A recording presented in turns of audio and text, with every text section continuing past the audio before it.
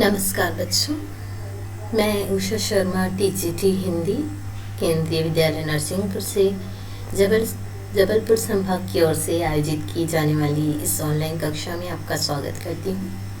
आज हम कक्षा 9 से गद्य खंड से कहानी दो बैलों की कथा पढ़ने जा रहे हैं, जिसके लेखक हैं मुंशी प्रेमचंद जी।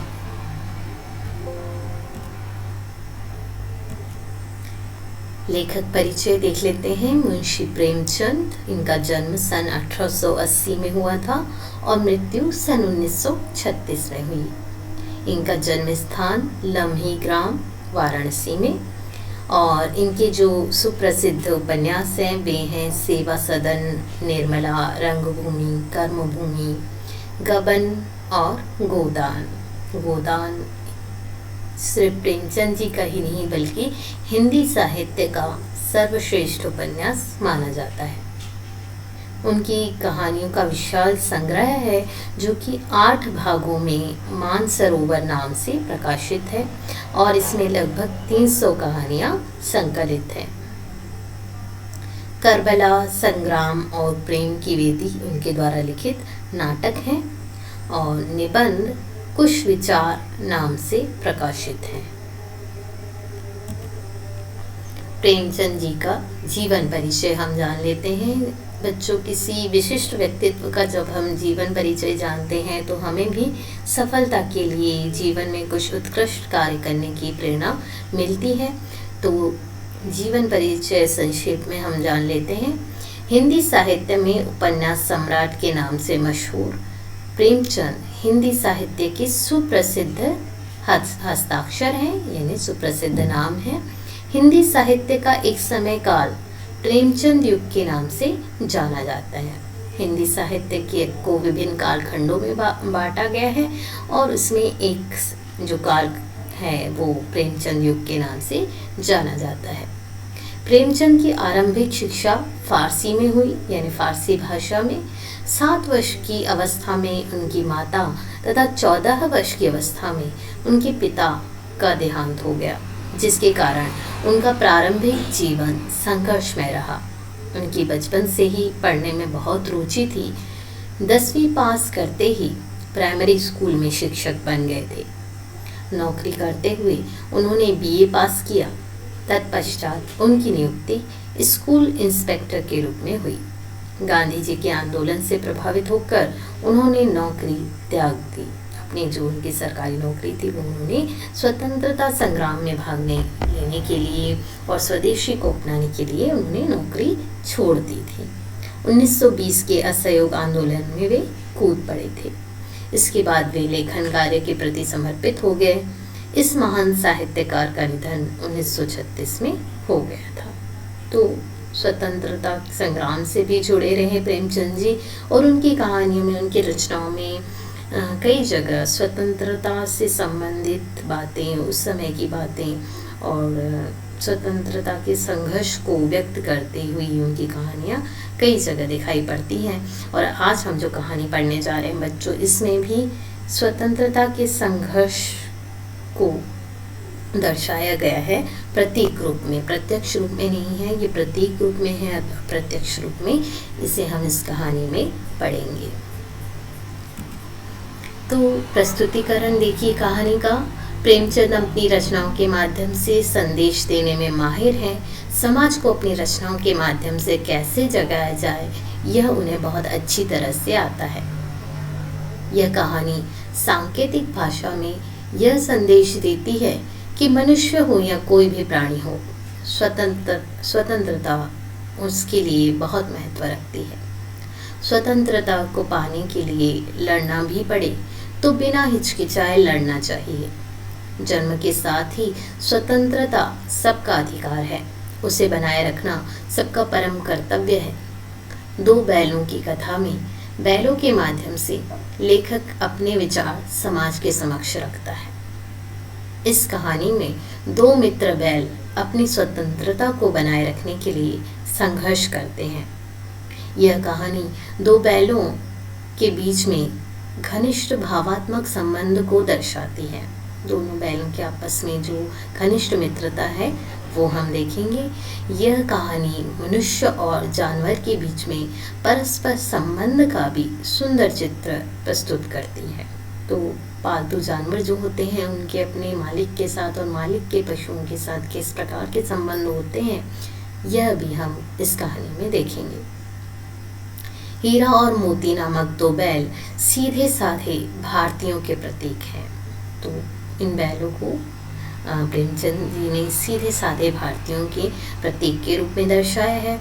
वे आज़ादी के लिए बार बार संघर्ष करते हैं और अंत में उसे पा ही लेते हैं। इस तरह परोक्ष रूप से यह कहानी हमारे देश की आज़ादी के आंदोलन से भी जुड़ी हुई है। तो जितने सीधे साधे भारतीय रहे हैं वैसे ही ये सीधे साधे दो बैल हैं, और किस प्रकार वो आज़ादी पाने के लिए संघर्ष करते हैं, कुछ वैसा ही जैसे हमारे देश के लोगों ने अपने देश की आज़ादी के लिए संघर्ष किया था। उसका प्रतीक यह कहानी उसके प्रतीक के रूप में लेखक ने बैलों के माध्यम से इस कहानी में व्यक्त किया है। गधे का सीधापन और भारतीय, यहाँ से प्रेमचंद जी ने कहानी की शुरुआत की है। गधे के बारे में उन्होंने बात की है। क्या बात की, देखिए, जानवरों में गधा सबसे ज़्यादा बुद्धिहीन समझा जाता है। हम जब किसी आदमी को पहले दर्जे का बेवकूफ़ कहना चाहते हैं तो उसे गधा कहते हैं। गधा सचमुच बेवकूफ़ है या उसके सीधेपन, उसकी निरापद सहिष्णुता का अर्थ है सुरक्षित सहनशीलता, यानी वो किसी को कोई नुकसान नहीं पहुंचाता, बहुत सहनशील होता है। और इस निरापद सहिष्णुता ने उसे यह पदवी दे दी है। कौन सी पदवी? बेवकूफ़ की पदवी। किसी को हमें बेवकूफ़ कहना है तो हम लोग क्या कह देते हैं? यह तो गधा है। तो गधे को क्यों गधा कहा जाता है, क्यों बेवकूफ़ कहा जाता है? क्योंकि वो बहुत सीधा होता है। कुछ भी कर लीजिए, उसे मार लीजिए, पीट लीजिए, कितना भी बोझ उसके ऊपर डाल दीजिए, तो वो कुछ व्यक्त नहीं करता है, कोई असंतोष व्यक्त नहीं करता है, सब सहता चला जाता है। और प्रेमचंद जी ये भी कहते हैं कि उसके चेहरे पर एक स्थायी विषाद दिखाई पड़ता है। हमेशा उसके चेहरे पर एक ही भाव होता है कि वो दुखी या उदास है। विषाद यानी दुख या उदासी। तो ये विषाद उसके चेहरे पर हमेशा दिखाई देता है। किसी भी स्थिति में वह समान बना रहता है। और प्रेमचंद जी ये भी कहते हैं कि ये जो गुण है उसका, हर स्थिति में समान बने रहने वाला, वो बड़े बड़े ऋषि मुनियों में को भी बड़ी साधना के बाद ऐसा गुण मिलता है। तो इन गुणों का ऐसा अपमान कि हम किसी को बेवकूफ़ कहना हो तो हम उसे गधा कहते हैं। तो गधे को ये पदवी क्यों मिली है? उसके सीधेपन के कारण मिलती है। तो सीधापन, इतना अधिक सीधापन भी उचित नहीं है, लेखक ये कहना चाहते हैं। और साथ ही जिस प्रकार बैल होते हैं, जिस प्रकार के वो भी बहुत ही सहनशील प्राणी होते हैं और उनसे भी बहुत ज़्यादा काम लिया जाता है, लेकिन वो कहीं कहीं अपना असंतोष जरूर व्यक्त कर देते हैं। कभी सींग भी मार देते हैं, लात मार देते हैं। तो ये पशु जो है वो गधे से थोड़े कम बेवकूफ़, यानी थोड़े कम सीधे साधे माने जा सकते हैं। तो भारतीयों को उन्होंने बैलों को, जो सीधे साधे बैल हैं, उन्हें लेखक ने भारतीय लोगों का प्रतीक एक तरीके से माना है। यहाँ पर आगे देखिए, कदाचित सीधापन संसार के लिए उपयुक्त नहीं है। देखिए ना, भारतवासियों की अफ्रीका में क्या दुर्दशा हो रही है। क्योंकि ये कहानी जब लिखी गई थी 1931 में ये कहानी लिखी गई है, उस समय के बारे में लेखक बात करते हुए कह रहे हैं कि देखिए ना, भारतवासियों की अफ्रीका में क्या दुर्दशा हो रही है। क्यों अमेरिका में उन्हें घुसने नहीं दिया जाता? बेचारे शराब नहीं पीते, 4 पैसे कुछ समय के लिए बचा कर रखते हैं। कुछ समय यानी बुरा समय। जी तोड़कर काम करते हैं, किसी से लड़ाई झगड़ा नहीं करते, 4 बातें सुनकर गम खा जाते हैं, फिर भी बदनाम है। कहा जाता है वे जीवन के आदर्श को नीचा करते हैं। तो उस समय की बात है 1931 के आसपास की, कि अफ्रीका, अमेरिका ऐसी जो सभ्य मानी जाने वाली जातियाँ हैं, वो लोग क्या कहते थे कि वे, यानी भारतीय, जीवन के आदर्श को नीचा करते हैं, यानी असभ्य कहा करते थे भारतीयों को। अगर वे ईंट का जवाब पत्थर से देना सीख जाते तो शायद सभ्य कहलाने लगते। ईंट का जवाब पत्थर से देना मुहावरा है, इसका अर्थ होता है जैसे को तैसा करना, जैसे को तैसा जवाब देना, है ना। तो ईंट का जवाब पत्थर से देना अगर भारतीय जानते तो शायद सभ्य कहलाते। तो जापान की मिसाल सामने है, एक ही विजय ने उसे संसार की सभ्य जातियों में गण्य बना दिया। जापान और चीन का जो पहला युद्ध हुआ था उसमें जापान को जीत मिली थी, और इससे पहले जापान भी सभ्य जातियों में नहीं गिना जाता था। और इस विजय के बाद, युद्ध में विजय के बाद, जो ईंट का जवाब पत्थर से देना कहा गया है कि जापान ने ईंट का जवाब पत्थर से दिया और उन्हें संसार के सभ्य जातियों में गण्य बना दिया। इस जीत ने गण्य बना दिया मतलब सम्मानित बना दिया। संसार की सभ्य जातियों में उन्हें भी सभ्य माना जाने लगा जब उन्होंने युद्ध किया और युद्ध को जीता। तो ये युद्ध करना जैसी बातें शायद सभ्यता उसे माना जाता है। व्यंग्य है एक प्रकार का। कहानी की शुरुआत जो दो बैलों की कथा है वो शुरू होती है। बैलों की आपस में घनिष्ठता तथा अपने मालिक झूरी से किस प्रकार की उनकी आत्मीयता है, इस बारे में बताते हुए प्रेमचंद जी ने हीरा और मोती की कहानी को शुरू किया है। झूरी के दो बैल थे, हीरा और मोती। दोनों बैल ऊंचे ढील डोल वाले, ढील डोल का अर्थ है कद काठी, देखने में सुंदर तथा काम में चौकस थे। दोनों में इतनी घनिष्ठता थी कि एक दूसरे के मन की बात समझ जाते थे। यहाँ पर लेखक ने एक और बात कही थी कि उनमें ऐसी कोई शक्ति है जो कि मनुष्य में नहीं है। मनुष्य अपने आप को सबसे बुद्धिमान प्राणी माना जाता है मनुष्य को, लेकिन उनमें ये शक्ति नहीं है कि वो मौन रहकर एक दूसरे के मन की बात जान सकेगी। लेकिन इन दोनों पशुओं में इतनी घनिष्ठता है कि वो एक दूसरे के मन की बात समझ जाते थे और एक दूसरे के काम का बोझ अपने कंधे पर लाने की कोशिश करते थे। दोनों एक साथ नांद में मुहर डालते और एक साथ ही मुहर उठाते। नांद जिस बड़े से बर्तन में पशुओं को खाना दिया जाता है उसे नाद कहा जाता है, और दोनों साथ साथ ही चरते थे। संयोग से झूरी ने एक बार दोनों बैलों को अपने साले गया के साथ काम करने के लिए भेज दिया। साले यानी पत्नी के भाई के साथ, यानी पत्नी के मायके इनको भेजा जा रहा है। हीरा और मोती ने समझा कि झूरी ने उन्हें बेच दिया है। वे दुखी हुए और गया को रास्ते भर परेशान करते चले। कोई दाएं जा रहा है, एक दाएं जा रहा है तो एक बाएं जा रहा है। इस प्रकार वो आगे बढ़ने के लिए एक तरीके से मना कर रहे थे, और इस प्रकार गया को उन्होंने रास्ते में बहुत अधिक परेशान किया। गया के घर की नई जगह, नए लोग उन्हें अच्छे नहीं लग रहे थे। किसी प्रकार वो पहुंच गए लेकिन वहाँ उन्हें अच्छा नहीं लग रहा था।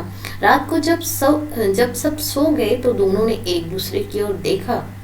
मौन भाषा में एक दूसरे से कुछ वार्तालाप किया। कोई युक्ति सूझी उन्हें वार्तालाप करके मौन भाषा में, और जोर लगाकर मजबूत पगे यानी जो गले में रस्सी उनकी बंधी हुई थी, जिससे वो बंधे हुए थे, वो पगे तोड़कर प्रातः काल तक वापस झूरी के पास आ पहुंचे। झूरी ने चरनी पर दोनों बैलों को देखा।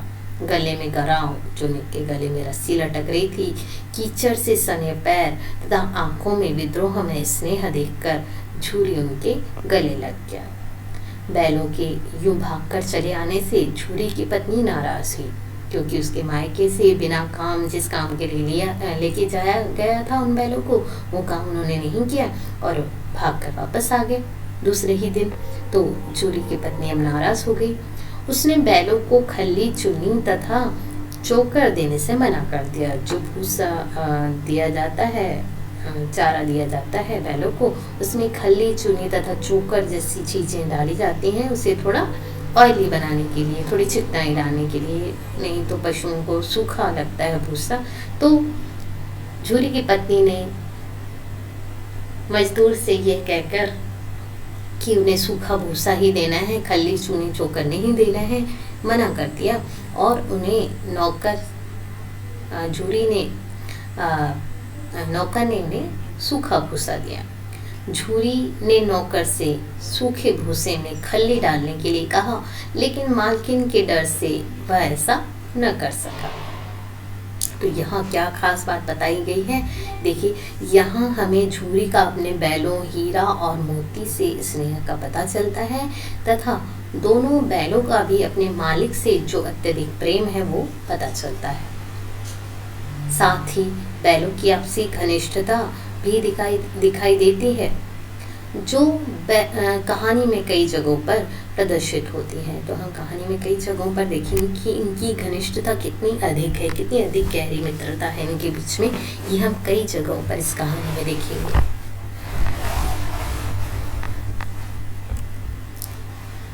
बैलों का गया के घर से दोबारा भाग जाना। एक बार भाग के आ चुके हैं, फिर से भागते हैं। झूरी का साला दूसरे दिन फिर से बैलों को लेने आ जाता है।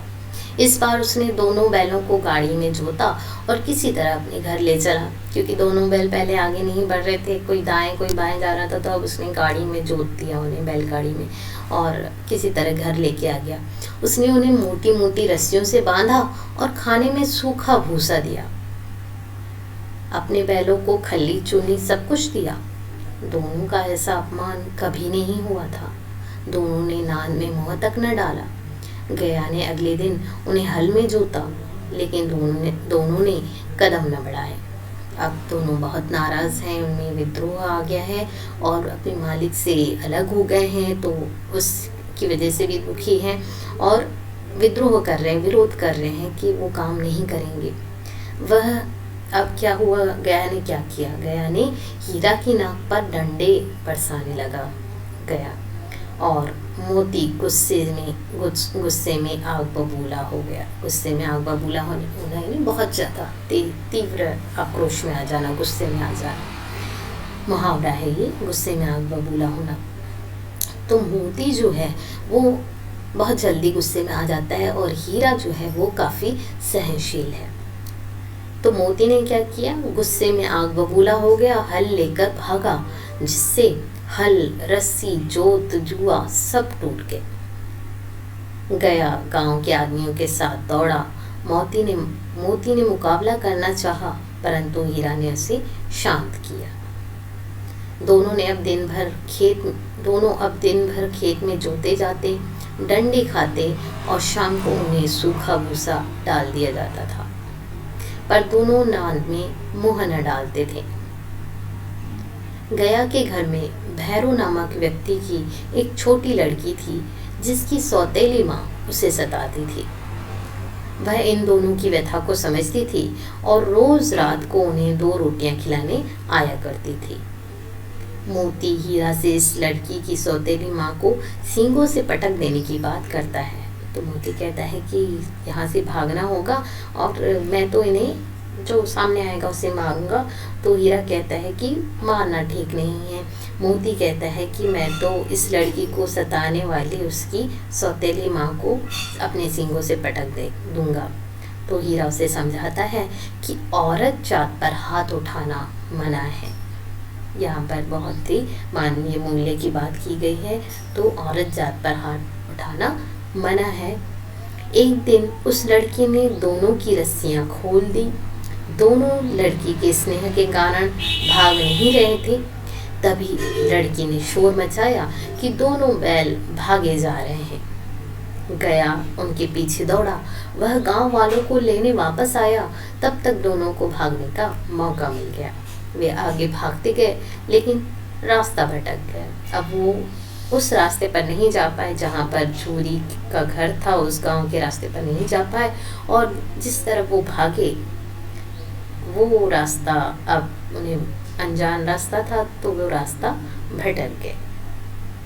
यहाँ क्या विशेष बात बताई गई है, देखिए यहाँ गया द्वारा दोनों बैलों पर किया गया अत्याचार अंग्रेज सरकार द्वारा भारतीयों पर किए जाने वाले अत्याचार का प्रतीक है। छोटी बच्ची द्वारा हीरा मोती की सहायता किया जाना ईश्वर द्वारा किसी न किसी रूप में सीधे सच्चे लोगों की सहायता करने का संकेत है। बैलों का भाग निकलना किसी भी परिस्थिति में हार न मानते हुए अपनी स्वतंत्रता के लिए अथक प्रयास करते रहने को प्रदर्शित करता है। हीरा का यह कहना कि स्त्री जाति पर हाथ उठाना मना है, लेखक की स्त्रियों के प्रति सम्मान की भावना को प्रदर्शित करता है। तो यहाँ पर ये खास बातें हैं। आगे बढ़ते हैं। आगे बढ़ते हुए सांड से दोनों बैलों की भिड़ंत होती है। रास्ते में उन्हें नए नए गांव खेत में मिलने लगे। वो रास्ता भटक गए हैं तो नए नए गांव दिख रहे हैं। अब उन्हें नए नए गांव खेत मिलने लगे। भूख से व्याकुल दोनों ने खेत में जी भर कर मटर खाए। फिर दोनों ने डका लेकर सींग मिलाए। थोड़ा यूं ही विनोद के लिए, मस्ती के लिए वो लोग सींग मिला लिया करते थे। अचानक उनको सामने से एक बड़ा सा सांड आता दिखा। उससे भिड़ने पर मरना तय है, यह सोचकर दोनों उससे बचना चाहते थे, पर कोई रास्ता न था। दोनों ने भागने को कायरता समझकर उस पर एक साथ चोट करने का निश्चय किया। उन्होंने तय किया कि एक पर झपटने पर दूसरा उसके पेट में सींग गाड़ देगा। सांड को दो दो शत्रुओं से एक साथ लड़ने का अनुभव न था। उसने मोती पर हमला किया तो हीरा ने उसे रंगेदा यानी खदेड़ना, भगाड़ना। सांड ने जब हीरा का अंत करने के लिए वार किया तो मोती ने उसके पेट में सींग गाड़ दिया। सांड जब हार मानकर भागने लगा तो दोनों ने उसका पीछा किया। तो दोनों ने इस तरीके से एकजुट होकर सांड का सामना किया और सांड अंत में हार कर भागने लगा तो दोनों ने उसका पीछा किया। सांड बेदम होकर वहीं गिर पड़ा। बेदम यानी जिसमें दम न रह गया हो, ताकत न रह गया वो। बे यहाँ पर उपसर्ग है। बे धन दम से बेदम बना है, उर्दू का उपसर्ग है बे। तो सांड बेदम होकर वहीं गिर पड़ा। तब हीरा ने मोती को समझाया कि गिरे हुए शत्रु पर सींग चलाना उचित नहीं है और उन दोनों ने उसे छोड़ दिया। देखिए, एक और मानवीय मूल्य है यहाँ पर, गिरे हुए शत्रु पर सींग चलाना उचित नहीं है। यहाँ क्या विशेष बातें हैं देखिए। यहाँ पर हीरा और मोती द्वारा एकता में बल कहावत को चरितार्थ किया गया है।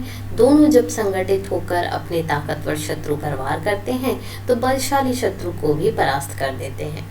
साथ ही हीरा द्वारा यह कहना कि गिरे हुए शत्रु पर वार नहीं करना चाहिए एक अत्यंत संवेदनशील मानवीय गुण को प्रदर्शित करता है।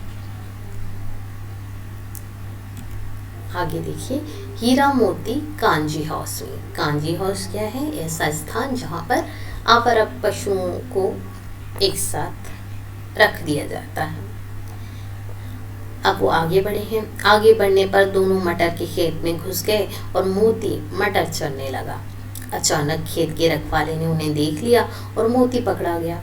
हीरा मेड़ पर खड़ा था। मेड़ यानी जो बाउंड्री होती है खेत की। भाग सकता था परंतु अपने मित्र को मुसीबत में पड़ा देखकर वह लौट आया।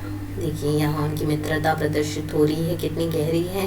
तो हीरा ने देखा उसका मित्र मुसीबत में है तो वो भाग सकता था, लेकिन भागा नहीं और बल्कि खुद अपने आप को समर्पित कर दिया, सरेंडर कर दिया कि जो लोग उन्हें पकड़ने आए थे। तो मुसीबत में पड़ा देखकर वह लौट आया। दोनों कांजी हाउस में बंद कर दिए गए। वहाँ और भी जानवर बंद थे। सबकी हालत बहुत ख़राब थी। उन्हें खाने पीने के लिए ठीक से नहीं दिया जाता था, बहुत दुबले पतले। जब हीरा मोती को रात को भी भोजन न मिला तो दिल में विद्रोह की ज्वाला भड़क उठी। पहले हीरा ने दीवार गिराने का प्रयत्न किया। देखिए, यहाँ पर हीरा माफ कीजिए, यहाँ पर हीरा जो बहुत अधिक सहनशील है वो पहला कदम बढ़ा रहा है दीवार गिराने के लिए। तो हीरा के मन में भी अब विद्रोह जाग उठा है, क्योंकि वो ऐसा स्थान देख रहा है, ऐसे और पशु देख रहा है यहाँ पर जिनकी हालत बहुत ख़राब है, भोजन नहीं दिया जा रहा है उन्हें। तो उसका मन विद्रोह से भर गया है और हीरा ने दीवार गिराने का प्रयत्न किया। लेकिन चौकीदार आके वहाँ देख लेता है और उस पर डंडे बरसाकर उसे मोटी रस्सी से बांध दिया। दीवार से कुछ मिट्टी गिरी। यह देखकर हीरा का, और ये देखा किसने? मोती ने। मिट्टी गिर रही थी जब हीरा दीवार गिराने का प्रयत्न कर रहा था। तो यह देखकर कि मिट्टी गिरी है और हीरा का साहस देखकर मोती ने भी दीवार पर वार करना प्रारंभ कर दिया। क्योंकि अभी हीरा को बांध दिया गया था, मोती अभी खुला हुआ है, तो मोती ने दीवार पर वार करना प्रारंभ किया। आखिर 2 घंटे की मेहनत के बाद वो दीवार गिर जाती है।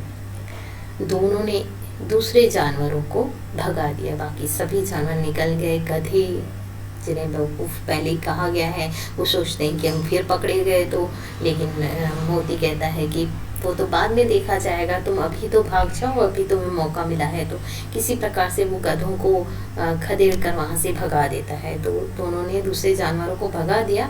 मोती अब खुला है, हीरा बंधा हुआ है, तो हीरा को छोड़कर मोती अगर जाना चाहता तो भाग सकता था, लेकिन मोती नहीं गया।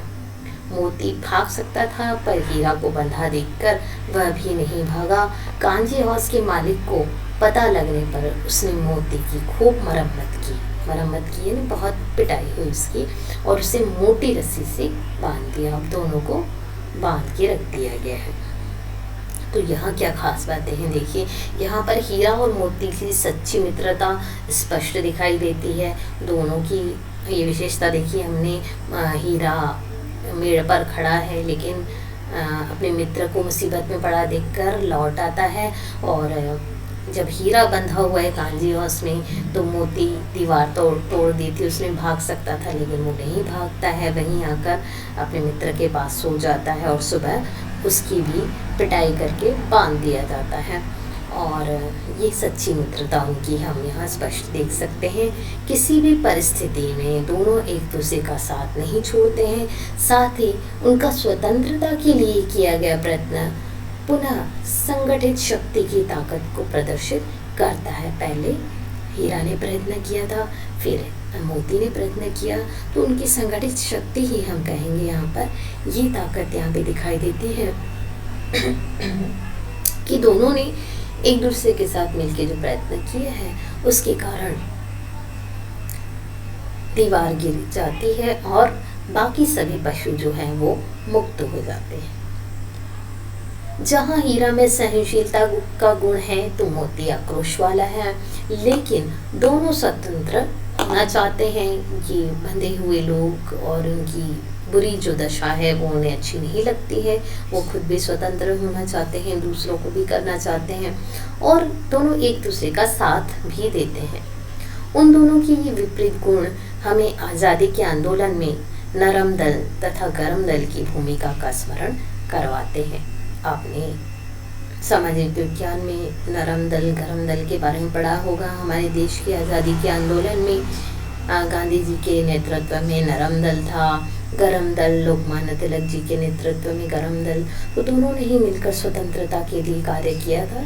तो ये उनकी भूमिकाएं स्वतंत्रता के संघर्ष में हमें यहाँ पर याद आ जाती है, जब हम सहनशील हीरा और आक्रोश वाले मोती की विशेषताएं देखते हैं।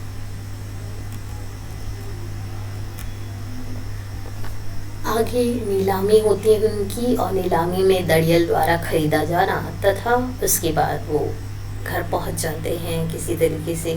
ये हम देखते हैं कैसे वो घर पहुंचते हैं। 1 सप्ताह बाद कांजी हाउस के मालिक ने जानवरों को कसाई के हाथों बेच दिया। इस बीच में उन्हें ठीक से खाना पीना नहीं मिला, बहुत दुर्बल हो चुके हैं हीरा मोती।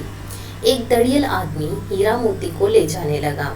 नीलामी हो चुकी है और अब एक दड़ियल आदमी है जो बहुत ही कठोर मुद्रा है, जिसकी मुद्रा यानी भाव, और देखते ही पता चलता है कि वो कसाई है, और वो हीरा मोती को लेके जाने लगता है। वे समझ गए कि अब उनका अंत समीप है।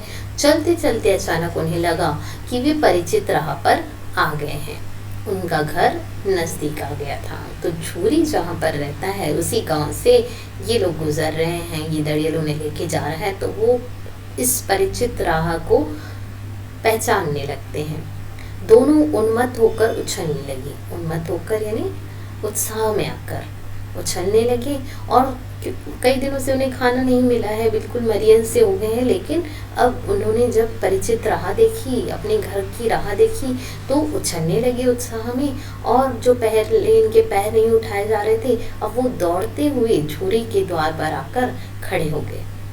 झूरी ने देखा तो खुशी से फूल उठा। अचानक दड़ियल ने आकर बैलों की रस्सियां पकड़ ली। झूरी ने कहा कि वे उसके बैल हैं, पर दड़ियल जोर जबरदस्ती करने लगा। तभी मोती ने सींग चलाया और दड़ियल को दूर तक खदेड़ दिया। दड़ियल में जिसकी दाढ़ी है, तो उस दड़ियल को उसने दूर तक खदेड़ा। थोड़ी देर बाद ही दोनों खुशी से खल्ली भूसी चूनी खाते दिखाई पड़े। घर की मालकिन ने भी, यानी झूरी की पत्नी ने आकर दोनों का माथा चूम लिया। तो ये दोनों बैल आखिरकार संघर्ष करते हुए आखिर अपनी स्वतंत्रता हासिल कर लेते हैं और अपने मालिक के घर पहुंच जाते हैं। झूरी की पत्नी, जो पहले उन पर नाराज होती हैं, वह भी आकर उनका माथा चूम लेती है और समझ जाती है कि ये बैल कितने वफादार हैं और अपने मालिक से कितना प्रेम करते हैं। यहाँ विशेष बात, इस प्रकार अनेक तकलीफों के बावजूद दोनों आखिरकार अपनी स्वतंत्रता हासिल कर ही लेते हैं। परिस्थिति से समझौता न करके सभी कष्टों को सहते हुए दोनों संघर्ष करते रहते हैं और अंत में वापस अपने स्थान पर अपने स्नेही मालिक के पास पहुंच जाते हैं। तो देखिए बच्चों, वो बहुत कष्ट सहन करते हैं, स्वतंत्रता चाहते हैं, दूसरों को भी स्वतंत्र करते हैं। तो इन सब अपनी इस चाहत के कारण, स्वतंत्रता पाने की चाहत के कारण उन्हें बहुत संघर्ष करना पड़ता है, बहुत कष्ट उठाने पड़ते हैं, लेकिन वो समझौता नहीं करते हैं, अपने कष्टों को सहते हैं। कष्ट सहना मंजूर है उनको, लेकिन किसी और की परतंत्रता में रहना उन्हें मंजूर नहीं है। तो इस प्रकार आखिर उन्हें संघर्ष करते हुए, कष्टों को सहते हुए स्वतंत्रता मिल ही जाती है। तो यहाँ कहानी ख़त्म होती है। हम कठिन शब्द देखते हैं, क्योंकि इस कहानी में कई शब्द ऐसे आए हैं जो कि देशी भाषा के शब्द हैं, गांव की भाषा, क्षेत्रीय भाषा है। देखिए कठिन शब्द देखिए, पदवी का अर्थ है उपाधि, अनायास यानी अचानक, विषाद का अर्थ है दुख, उदासी, पराकाष्ठा यानी चरम सीमा, गण्य यानी सम्माननीय, बशिया के ताऊ, ये एक मुहावरा है, बशिया का ताऊ कहा जाता है अत्यधिक मूर्ख को। पछाई, ये पालतू पशुओं की एक नस्ल है, पछाई जाति के थे दोनों बैल, हीरा और मोती। विग्रह यानी अलगाव, गोई यानी जोड़ी, बैलों की जोड़ी, बैलों की गोई। चरनी यानी चारा खाने की जगह, स्थान।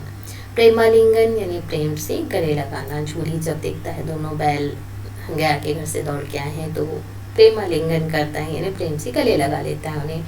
गराव का अर्थ है बैल के गले में पहनाई जाने वाली फंदेदार रस्सी।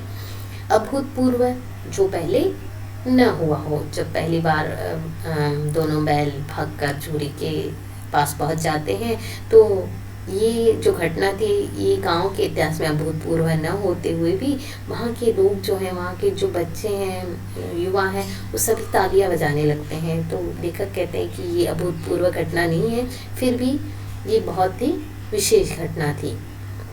अभूतपूर्व का अर्थ है जो पहले न हुआ हो। प्रतिवाद करना का अर्थ है विरोध में तर्क देना। आक्षेप का अर्थ है आरोप। ताकीद का अर्थ है चेतावनी। मसलहत का अर्थ है उचित। थान, पशुओं के बांधने का स्थान। बेतहाशा यानी बिना सोचे समझे। मल्ल युद्ध, कुश्ती को कहा जाता है।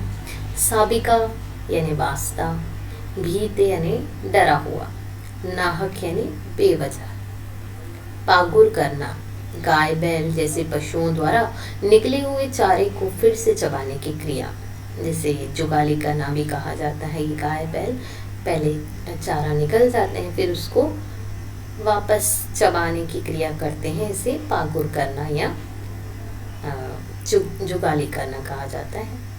बधिक का अर्थ है बद्ध करने वाला। वो जो दड़ियल था वो बधिक, कसाई, बद्ध करने वाला। पुर चलाना, चमड़े के बड़े थैले से पानी खींचना। कुएं आदि से एक चमड़े का बड़ा सा थैला होता है जिसको रस्सी से बांधकर बैलों द्वारा पानी खींचा जाता है कुएं से। पुर चलाना। नगीच का अर्थ है निकट। अख्तियार यानी अधिकार, उत्साह यानी उत्साह।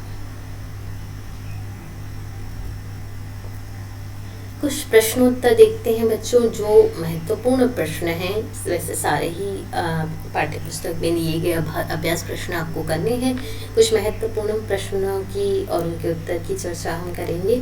कहानी में बैलों के माध्यम से कौन कौन से नीति विषयक मूल्य उभर कर आए हैं। तो कई ऐसे मूल्य हैं जो मानवीय मूल्य हैं, वो नीति विषयक मूल्य इस कहानी में उभर कर बैलों के माध्यम से सामने आए हैं। तो कौन से मूल्य हैं? देखिए, पहला सच्ची मित्रता। मुसीबत के समय हीरा मोती एक दूसरे का साथ देकर सच्ची मित्रता का उदाहरण प्रस्तुत करते हैं। एक मुसीबत में होने पर दूसरे का साथ नहीं छोड़ता है, ये हमने देखा है कई जगह। मिलजुल कर रहने की भावना।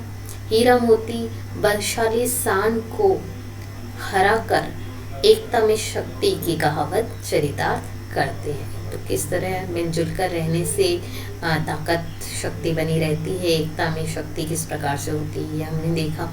निस्वार्थ परोपकार की भावना। हीरा और मोती कांजी हौस की दीवार गिराकर अधमरे जानवरों को भगाकर निस्वार्थ परोपकार करते हैं। तो दूसरे जानवरों को भगाने के लिए वो दीवार गिरा देते हैं, जबकि स्वयं वो वहाँ बंधन में पड़े रहते हैं। अगला देखिए, नारी जाति का सम्मान। हीरा और मोती नारी का सम्मान करते हैं। वे छोटी बच्ची को सताने वाली उसकी सौतेली माँ के साथ बुरा व्यवहार नहीं करते हैं। मोती क्योंकि आक्रोश वाला है, वो चाहता है कि सींग मार दे उसकी सौतेली माँ को, लेकिन हीरा के समझाने पर वो ऐसा नहीं करता है। नारी जाति के सम्मान विषयक नीति मूल्य यहाँ पर सामने आता है। स्वतंत्रता प्रियता। हीरा और मोती गया के घर कांजी हौस तथा बदिक के हाथों में रहते हुए अपनी स्वतंत्रता के लिए संघर्ष करते हैं और वे अंततः सफल भी हो जाते हैं। तो वे स्वतंत्रता प्रियता प्रदर्शित कर रहे हैं। धर्मपरायणता। हीरा मोती गया द्वारा पीटे जाने पर उसकी जान नहीं लेते हैं। हीरा से मोती कहता है कि मुझे मारेगा तो मैं भी एक दो को गिरा दूंगा। जब वो भागते हैं, जब मोती हल लेकर भागता है, क्योंकि हीरा की नाक पर गया ने डंडे बरसाए थे, तो मोती हल लेकर भाग जाता है। तो मोती को पकड़ने के लिए गया कुछ और गांव वालों के साथ आता है, हाथों में लाठियाँ होती हैं सबके। तो मोती कहता है हीरा से कि मुझे मारेगा अगर ये, तो मैं भी एक दो को सींग मार के गिरा दूंगा। तब हीरा कहता है कि नहीं, हमारी जाति का यह धर्म नहीं है, हम पालतू पशु हैं, ये हमारा धर्म नहीं है। ये मार सकता था लेकिन नहीं मारा उसने। ये उनकी धर्मपरायणता दिखाई देती है कि ये हमारा धर्म नहीं है कि हम अपने मालिकों को मारें। तो इस प्रकार कई नीति विषयक मूल्य यहाँ सामने आए हैं। आपको और भी अगर ऐसे कहानी में मूल्य समझ में आते हैं तो आप इसके उत्तर में लिख सकते हैं। अगला प्रश्न देखिए, किन घटनाओं से पता चलता है कि हीरा और मोती में गहरी दोस्ती थी? ये भी महत्वपूर्ण प्रश्न है। तो देखिए, हीरा और मोती दोनों बैलों में गहरी दोस्ती है। कहानी के कुछ प्रसंगों के माध्यम से ये बात स्पष्ट होती है। देखिए, दोनों एक दूसरे को चाट कर और सूंघ कर अपना प्रेम प्रकट करते थे। जब ये दोनों बैल हल या गाड़ी में जोत दिए जाते थे तो दोनों ज़्यादा से ज़्यादा बोझ स्वयं झेलकर दूसरे को कम बोझ देने की चेष्टा करते।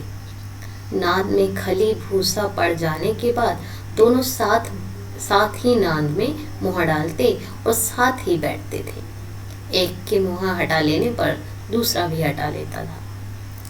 जब कुछ लोगों ने खेत से पकड़कर ले जाने के लिए दोनों को घेर लिया, तब हीरा निकल गया, परंतु मोती के पकड़े जाने पर वह भी बंधक बनने के लिए स्वयं ही लौट आया। अंत में कांजी हौस की दीवार के टूटने पर जब हीरा ने भागने से मना कर दिया, हीरा क्योंकि बंधा हुआ है, तो अवसर होने के बावजूद भी मोती उसे छोड़कर नहीं भागा। तो इस प्रकार इन दोनों की मित्रता, गहरी मित्रता स्पष्ट दिखाई देती है।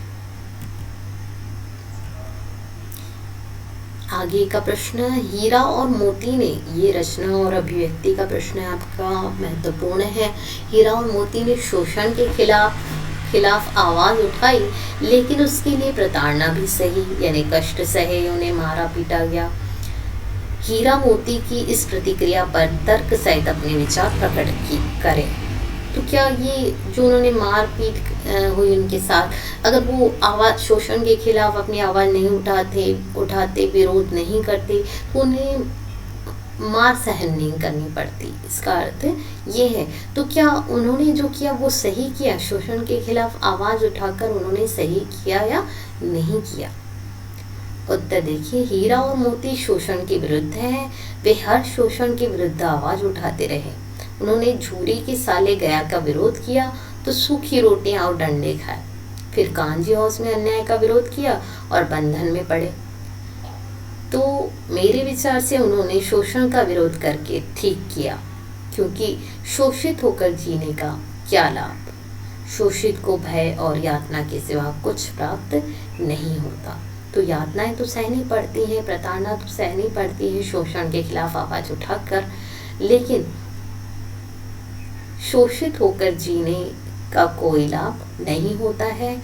शोषित का जीवन भय और यातना के सिवा कुछ नहीं होता है, उसका पूरा जीवन भय और यातना में ही गुजर जाता है। अगर वो नहीं भी शोषण के खिलाफ आवाज़ उठाएंगे तो भी उन्हें प्रताड़ित होना ही पड़ेगा। तो इसलिए तर्क यहाँ पर ये है कि शोषण के विरुद्ध आवाज़ उठाकर उन्होंने सही किया है, क्योंकि शोषित का जीवन वैसे ही प्रताड़ना का जीवन ही होता है। अगला प्रश्न, क्या आपको लगता है कि यह कहानी आज़ादी की कहानी की ओर भी संकेत करती है? उत्तर देखिए, प्रेमचंद स्वतंत्रता पूर्व लेखक हैं। उनकी रचनाओं में भी इसका प्रभाव देखा गया है। दो बैलों की कथा नामक कहानी भी इससे अछूती नहीं है। मनुष्य हो या पशु, पराधीनता किसी को भी स्वीकार नहीं है।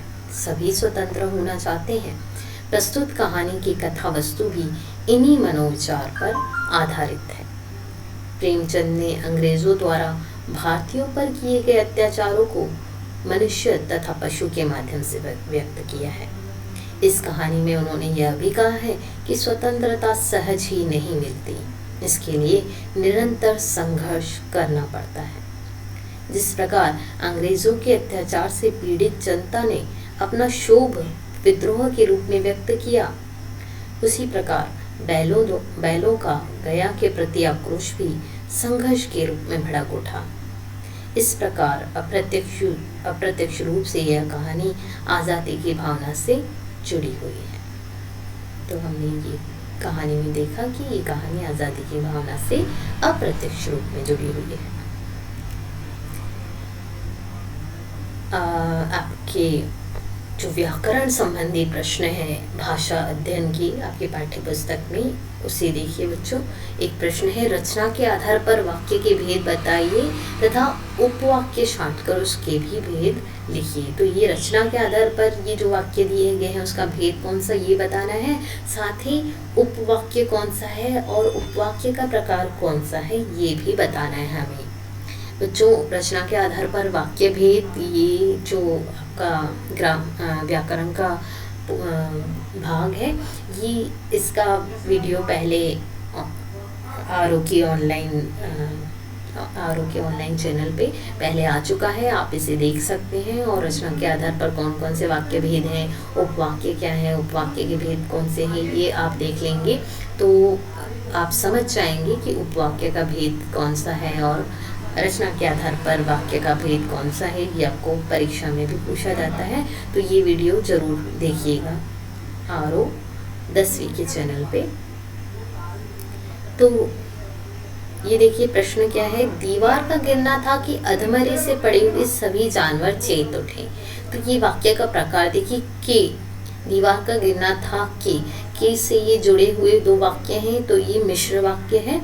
और जो आश्रित उपवाक्य है वो है के बाद वाला, अधमरे से पड़े हुए सभी जानवर चेत उठे, ये आश्रित उपवाक्य है। और दीवार का गिरना था ये प्रधान उपवाक्य कहलाता है। दीवार का गिरना प्रधान उपवाक्य है, अधमरे से पड़े हुए सभी जानवर चेत उठे, यह उस पर आश्रित उपवाक्य है। और इस मिश्र वाक्य में ये जो उपवाक्य है उसका प्रकार है संज्ञा उपवाक्य। दीवार का गिरना था, इसकी संज्ञा का कार्य कर रहा है आश्रित उपवाक्य। तो के से जुड़े हुए जो भी मिश्र वाक्य होते हैं उन सबको आप समझ जाइए कि वो संज्ञा उपवाक्य ही होते हैं, के से जुड़े हुए। तो यहाँ ये संज्ञा उपवाक्य है और आश्रित उपवाक्य है, अधमरे से पड़े हुए सभी जानवर चेत उठे। अगला वाक्य देखिए, सहसा एक दड़ियल आदमी जिसकी आंखें लाल थी और मुद्रा अत्यंत कठोर आया। तो सहसा एक दड़ियल आदमी जिसकी से दो वाक्य जुड़े हुए हैं, तो ये भी मिश्र वाक्य हैं। यहाँ जितने भी वाक्य दिए हुए हैं बच्चों वो सभी मिश्र वाक्य हैं। रचना के आधार पर वाक्य के 3 भेद हैं, सरल वाक्य, मिश्र वाक्य और संयुक्त वाक्य। यहाँ जो भी वाक्य दिए हुए हैं वो सभी मिश्र वाक्य हैं। और हमें जो यहाँ पर मुख्य तौर से बताना है वो बताना है कि उपवाक्य का प्रकार कौन सा है। तो उपवाक्य का प्रकार कौन सा है, पहला हमने देखा संज्ञा उपवाक्य है। ये दूसरा जो वाक्य है यहाँ पर वो दड़ियल आदमी, उसकी विशेषता बता रहा है कि वो कैसा था, उसकी आंखें लाल थी और मुद्रा अत्यंत कठोर। ठीक है, तो ये दड़ियल आदमी की विशेषता बता रहा है। तो यहाँ ये विशेषण उपवाक्य है। जिसकी के बाद जो वाक्य है वो आश्रित उपवाक्य है और उससे पहले जो वाक्य दिया गया है वो प्रधान उपवाक्य है। तो ये जो आश्रित उपवाक्य है उसका प्रकार कौन सा है, विशेषण उपवाक्य, क्योंकि वो विशेषता बता रहा है प्रधान उपवाक्य की। अगला देखिए, हीरा ने कहा गया के घर से नाहक भागे। नाहक यानी बेवजह, तो ये भी मिश्र वाक्य ही है। यहाँ पर उनको जोड़ने वाला समुच्चय बोधक अव्यय नहीं दिख रहा है हमें कोई, लेकिन यहाँ पर के अदृश्य है। हीरा ने कहा कि गया के घर से नाहक भागे, के यहाँ नहीं दिया गया, युग्म चिन्ह दे दिया गया है। तो हम समझ सकते हैं कि यहाँ के होना चाहिए जो कि अदृश्य है। तो के क्योंकि आ गया है हम समझ जाएंगे के आगे वाला आश्रित उपवाक्य है और के जहाँ भी होता है वहाँ संज्ञा उपवाक्य ही होता है। तो यहाँ बता सकते हैं हम कि ये संज्ञा उपवाक्य है। जो रेड कलर में आपको दिखाई दे रहा है वाक्य वो आश्रित उपवाक्य है। मैं बेचूंगा तो बिकेंगे, कब बिकेंगे, जब मैं बेचूंगा तब बिकेंगे, है ना। तो ये बिकेंगे ये क्या है, ये प्रधान उपवाक्य है। जब मैं बेचूंगा ये क्या हो गया, यहाँ पर आश्रित उपवाक्य हो गया। तो आश्रित उपवाक्य का प्रकार कौन सा है, क्रिया विशेषण, क्योंकि क्रिया क्या है यहाँ पर, बिकेंगे, बेचना क्रिया है। और कब बिकेंगे, जब बेचूंगा। ये इस बिकेंगे क्रिया की विशेषता बता रहा है, जब मैं बेचूंगा, है ना। तो ये क्रिया विशेषण वाक्य है यहाँ पर। ड देखिए, अगर वह मुझे पकड़ता तो मैं बेमारे न छोड़ता। जो लाल अक्षर में दिया गया है वो आश्रित उपवाक्य है। अगर यदि से शुरू होने वाले उपवाक्य ये आश्रित उपवाक्य होते हैं। अगर वह मुझे पकड़ता, यह प्रधान उपवाक्य मैं बेमारे न छोड़ता पर आश्रित है। और मैं बेमारे न छोड़ता यहाँ पर छोड़ना क्रिया की विशेषता बता रहा है कि अगर वह मुझे पकड़ता। ठीक है, तो ये क्रिया विशेषण उपवाक्य है। कब नहीं छोड़ता, अगर यदि वह मुझे पकड़ता। तो छोड़ना, बेमारे न छोड़ता, इस क्रिया की विशेषता बता रहा है अगर वह मुझे पकड़ता। ये क्रिया कब होती, जब वह उसे जब वह मुझे पकड़ता, अगर वह मुझे पकड़ता, है ना। तो वो बेमारे न छोड़ता, इस क्रिया की विशेषता है। तो इसलिए यहाँ पर ये क्रिया विशेषण उपवाक्य है। तो उपवाक्य के मुख्य 3 भेद हैं, संज्ञा उपवाक्य, विशेषण उपवाक्य और क्रिया विशेषण उपवाक्य। और कि जहाँ देखेंगे आप वो संज्ञा उपवाक्य होगा। ध्यान दीजिएगा कि वो प्रधान उपवाक्य की संज्ञा के पूरक का कार्य करता है आश्रित उपवाक्य। विशेषण उपवाक्य में आश्रित उपवाक्य प्रधान उपवाक्य की विशेषता बताता है। और वैसे ही क्रिया विशेषण उपवाक्य में आश्रित उपवाक्य प्रधान उपवाक्य की क्रिया की विशेषता बताता है। तो इस प्रकार ये सारे उपवाक्य आपको बहुत अच्छे से समझने होंगे ताकि आप परीक्षा में से कर पाए। इसलिए रचना के आधार पर जो वाक्य भेद का वीडियो है उसे जरूर देखें आप। गृह कार्य बच्चों आपको कुछ करना है। ये गृह कार्य में देखिए 4 प्रश्न दिए हुए हैं। ये दिए हुए जो शब्द हैं उनके उपसर्ग आपको अलग करके लिखने हैं। विश्वास, अभिनंदन, निर्दयी, अनुमान, दुर्बल, अनाथ, इनमें कौन सा उपसर्ग लगा है ये अलग करना है। अगला प्रश्न है निम्नलिखित सामसिक पदों का समास विग्रह कीजिए। तो संध्या समय, प्रातः काल, बाल सभा, शूरवीर, गाय बैल, दोपहर, इन सभी पदों का समास विग्रह करके समास का नाम भी लिखना है। कौन सा समास है और इनका समास विग्रह क्या होगा ये लिखना है आपको। तीसरा प्रश्न निम्न शब्दों का संधि विच्छेद कीजिए। मनोहर, स्वागत, सज्जन, अंतर्ज्ञान, इनका संधि विच्छेद करना है आपको। साथ ही अगला प्रश्न कहानी का सार अपने शब्दों में लिखिए। तो कहानी को एक अनुच्छेद रूप में इसके सार को आपको लिखना है। तो ये आपका गृह कार्य हुआ। आशा है आपको पाठ अच्छे से समझ में आया होगा। कहानी से कुछ न कुछ सीख जरूर ली होगी आपने। धन्यवाद।